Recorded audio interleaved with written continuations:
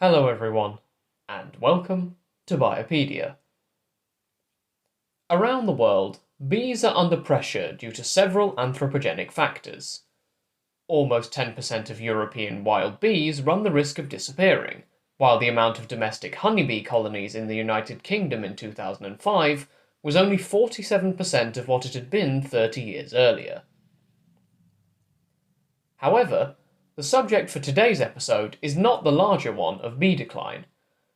Instead, we will see an example today of a particular bee species which is not expected to follow this pattern. Now, not a lot of studies have focused on the impact of climate change in dry regions, even though it is projected to cause more aridification worldwide. However, a 2019 study focused on the aridity-adapted Australian small carpenter bee, Ceratina australensis, which is a generalist species which can survive off pollen from many different species and make its nest in multiple plant hosts. The authors used more than 800 records for the bee from several different sources.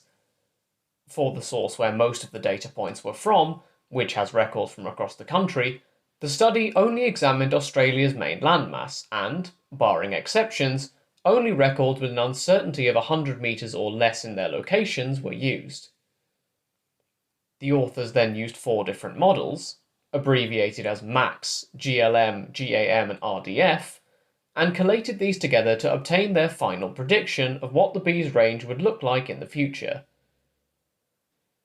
The study used a projection for the year 2070 from the 2013 Intergovernmental Panel on Climate Change report, with a projected global population of 12 billion and 3.7 degrees centigrade of warming. In all but one model, the Australian small carpenter bee's range expanded, with only the GLM model predicting a decrease in territory.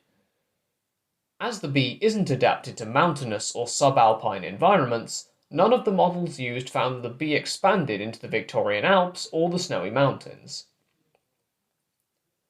In addition, 12.2% of the bee's 2070 territory was predicted to be within protected areas, an increase of 2.3% from when the study was published.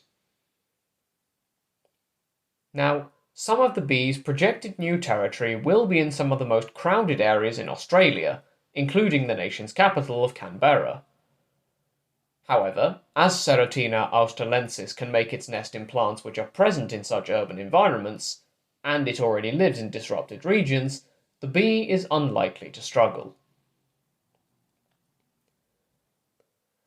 So, that's it for today's episode. As always, thank you for listening. For any questions, comments, or topic suggestions, feel free to get in touch at the show's email address.